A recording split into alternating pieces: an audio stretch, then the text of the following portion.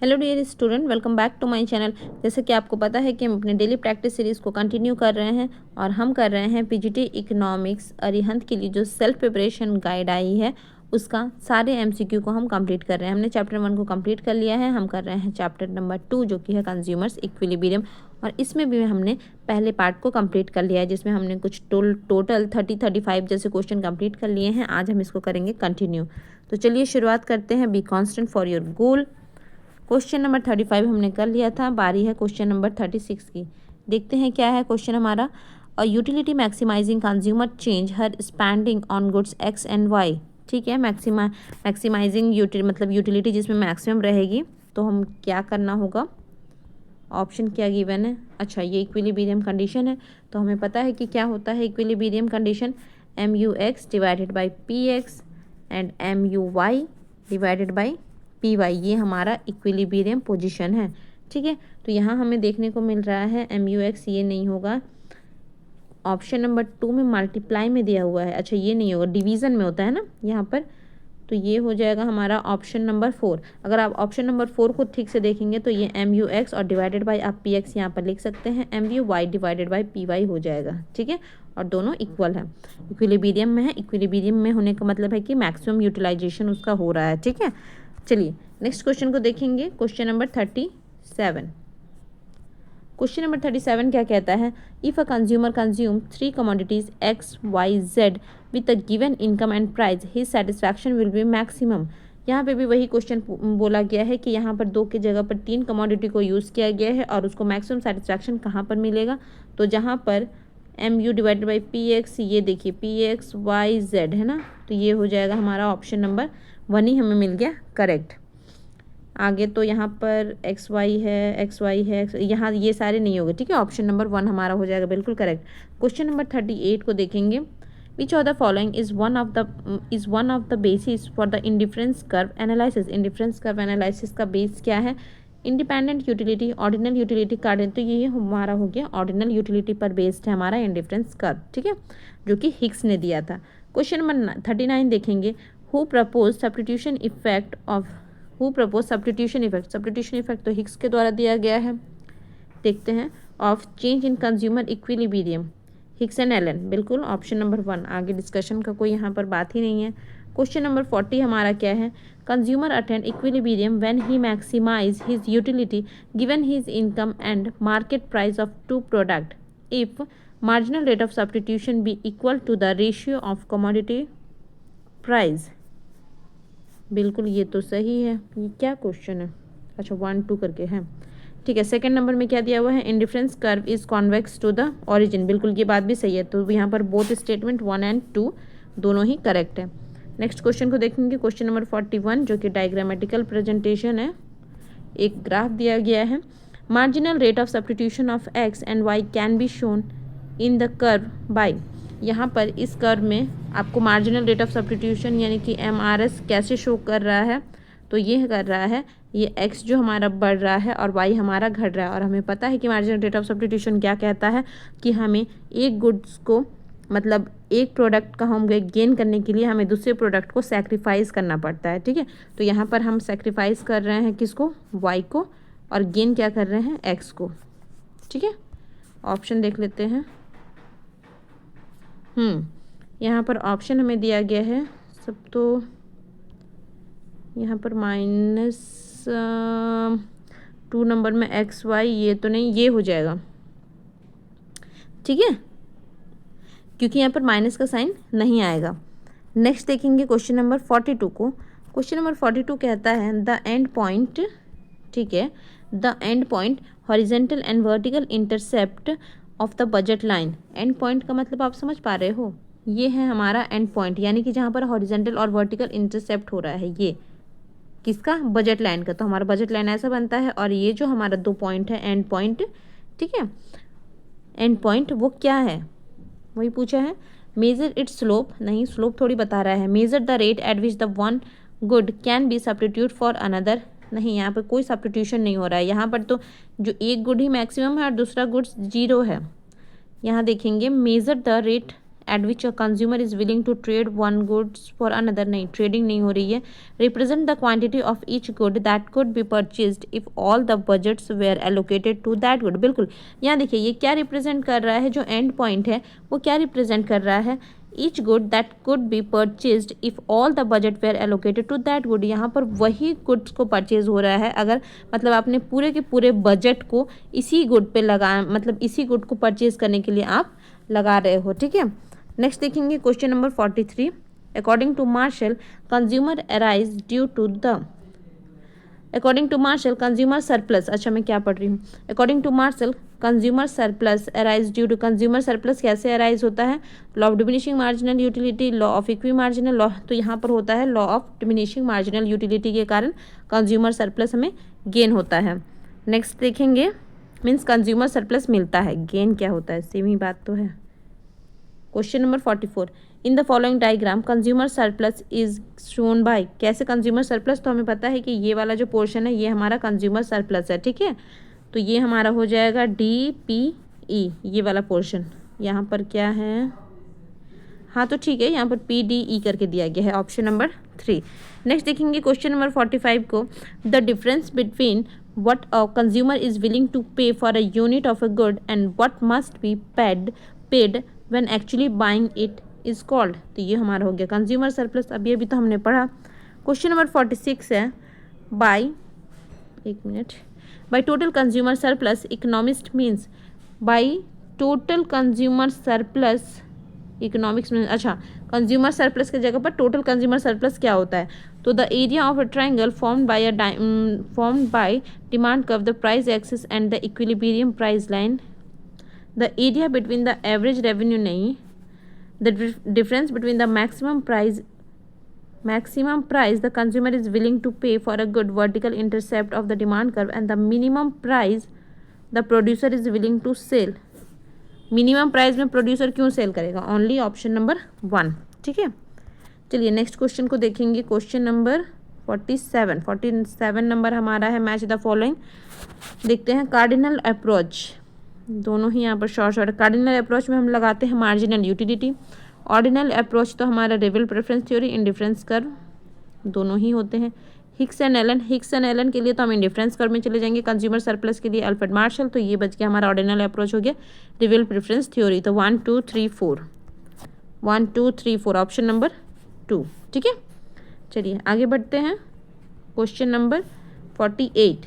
Question number 48 क्या कहता है, the monthly income of mister Mohan is 7500 and the price of goods X is 500 and the goods Y is 300, the budget line intercept of that X axis and Y axis, ठीक है, मतलब कहाँ पर X axis और Y axis पर कहाँ पर intercept करेंगे, ठीक है। देखिए यहाँ पर तो हमें पता है कि बजट लाइन का फॉर्मूला क्या होता है, ये हमारा बजट लाइन है PX into X plus PY into Y, ठीक है।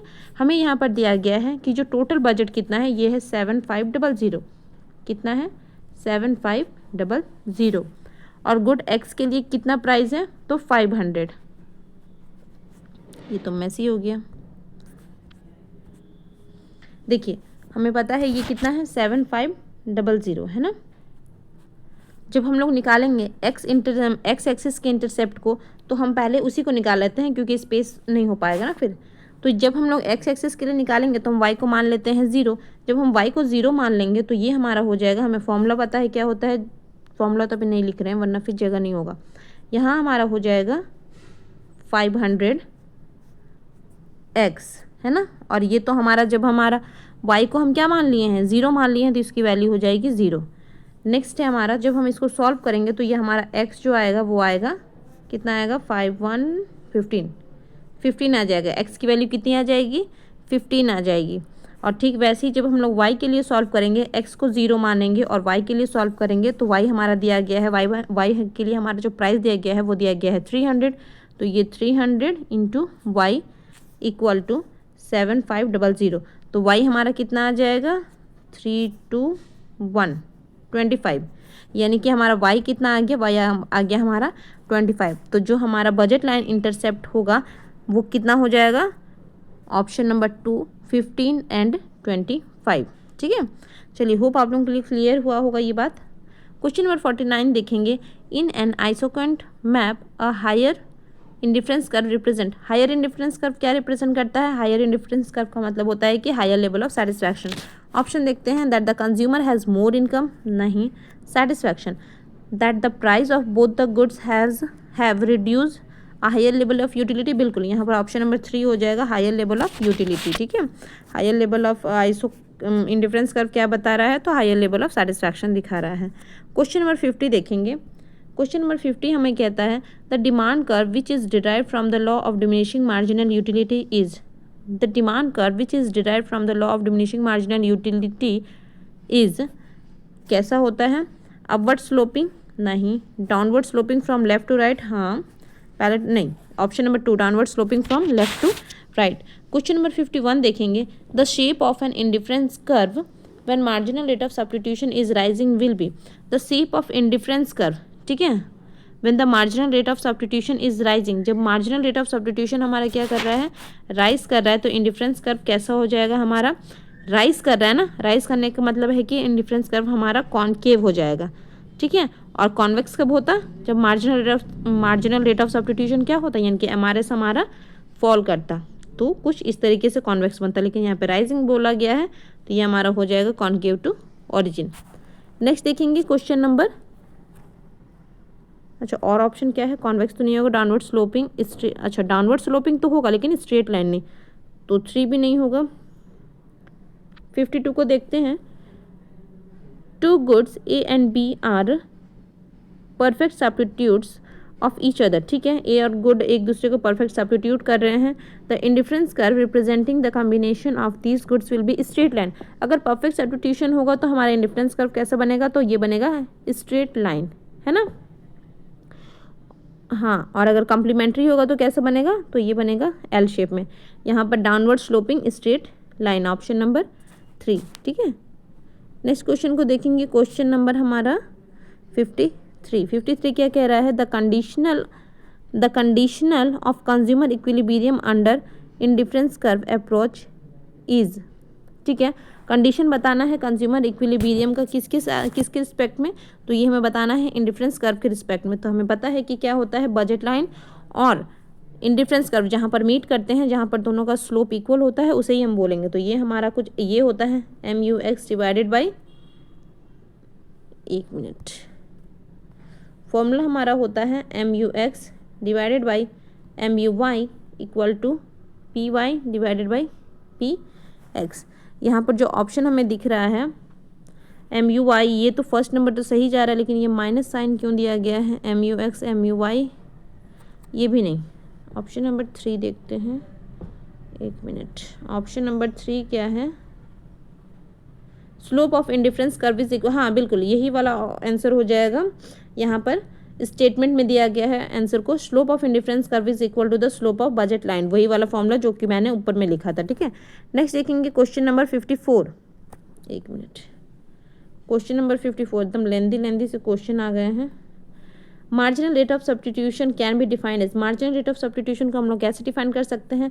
मार्जिनल रेट ऑफ सब्स्टिट्यूशन का सिंपल सा मतलब होता है कि एक गुड्स को हम सैक्रिफाइस कर रहे हैं क्योंकि हमें दूसरे गुड्स को गेन करना है ना। अभी अभी हमने उसका फॉर्मूला भी पढ़ा था कि हमें क्या करना है, हम एक्स को गेन करना चाहते हैं, इसलिए हम लोग वाई को क्या कर रहे हैं, सैक्रिफाइस कर रहे हैं। देखते हैं option, quantity of goods x given up in exchange for goods x such that the utility derived by the consumer remain unchanged. देखते हैं, quantity of goods y given up in the exchange of goods x such that the utility derived by the consumer fall. Quantity of goods x given up in exchange for the goods x such that the utility derived by the consumer rise. तो rise, fall, exchange ये तीनों ही चीज़ें होती है, तो ऐसा क्यों है? Quantity of goods Y given up in exchange, हाँ सिंपली हम लोग इसके साथ जा सकते हैं। वैसे तो ये तीनों ही कंडीशन होते हैं, लेकिन यहाँ पर हमसे कंडीशन के बारे में नहीं, सिंपली आपसे पूछा गया कि MRS क्या होता है, तो MRS कुछ नहीं होता है, एक्सचेंज होता है किसका, गुड्स वाई को हम लोग गिव अप करते हैं, किसके लिए, for to gain goods X, है ना। ऑप्शन नंबर 4 के साथ जाते हैं। चलिए कोई नहीं, ये वाला ऑप्शन बहुत कन्फ्यूजिंग था। क्वेश्चन नंबर 55 देखते हैं। The marginal rate of substitution of the two goods A and B is constant. ठीक है, ए और बी का जो MRS है वो क्या है, कांस्टेंट है। ठीक है, यानी कि MU ए से जो सेटिस्फैक्शन मिल रहा है MU बी से भी वही सेटिस्फैक्शन मिल रहा है। This implies that the goods are, ये दोनों गुड्स क्या है, परफेक्ट नहीं परफेक्ट सब्स्टिट्यूट्स है ना। यहाँ पर हम लोग बोल सकते हैं ये क्या है, perfect substitutes for each other, क्योंकि दोनों से हमें सेम लेवल ऑफ सेटिस्फैक्शन मिल रहा है। क्वेश्चन नंबर 56 को देखेंगे। Marginal utility from the consumption of a commodity would be zero. Marginal utility हमारा जीरो कब होगा, जब टोटल यूटिलिटी हमारा मैक्सिमम होगा, है ना। Total utility is zero, total utility is rising, total utility is highest. Option number 3। Question number 57 देखेंगे। यहाँ कुछ कैलकुलेशन है क्या। If the total utility of a commodity is 5, marginal utility is 1, a person consume 3 unit, what is the consumer surplus. अच्छा, यहाँ पर हमें consumer surplus का फॉर्मूला दिया गया है, मतलब फॉर्मूला नहीं दिया गया है, कंज्यूमर सरप्लस पूछा गया था। हमें पता है कि कंज्यूमर सरप्लस का फॉर्मूला क्या होता है, ये होता है हमारा क्या, तो हमें पता है कि ये होता है total utility minus marginal utility, है ना। Marginal utility into X means n number जो भी कंज्यूम किया गया है। तो यहाँ पर टोटल यूटिलिटी हमें दिया गया है कितना, ये दिया गया है 5, और मार्जिनल यूटिलिटी हमारा है 3, और कमोडिटी कितना अच्छा यूनिट कितना कंज्यूम किया गया है, यानी कि एन की वैल्यू दी गई है 3 और मार्जिनल यूटिलिटी है हमारा 1। इनको जब हम लोग माइनस करते हैं तो ये हमारा वैल्यू आ गया 2। Option number 1। नेक्स्ट क्वेश्चन देखेंगे। Question number 58। Law of diminishing return is applicable in. Law of diminishing return कहाँ एप्लीकेबल होता है, एग्रीकल्चर में होता है, मैन्युफैक्चरिंग इंडस्ट्री में होता है, तो फिर नाइदर क्यों दिया गया है। ऑल इकोनॉमिक एक्टिविटीज़, हाँ आप बोल सकते हैं कि जितनी भी इकोनॉमिक एक्टिविटी है एक पॉइंट के बाद हर चीज़ में law of diminishing return apply होता ही है। ऑप्शन नंबर 4 के साथ हम लोग जाएंगे। क्वेश्चन नंबर 59 देखेंगे। Total utility starts decreasing when. Total utility कब डिक्रीज करना स्टार्ट हो जाता है, जब मार्जिनल यूटिलिटी हमारा नेगेटिव चला जाता है ना। Option number 2। नेक्स्ट क्वेश्चन देखेंगे 59 के बाद 60 नंबर क्या है हमारा। When total utility is maximum then when total utility is maximum the marginal utility is 0। ठीक है। क्वेश्चन नंबर 61 है। Indifference curve are convex to the origin because they are based on. जो इंडिफरेंस कर्व होता है वो convex to origin because they are based on, वो किस पर बेस्ड होता है, तो ये होता है हमारा किस पर, increasing marginal rate of substitution. अगर इंक्रीजिंग होता तो फिर वो कॉनकेव हो जाता, diminishing marginal rate of substitution, तो बिल्कुल यहाँ पर हो जाएगा ऑप्शन नंबर 2। ठीक है। आगे के क्वेश्चन हम लोग नेक्स्ट वीडियो में करेंगे क्योंकि वीडियो बहुत ज़्यादा लंबा हो जा रहा है। Thank you for watching. Thank you, bye bye.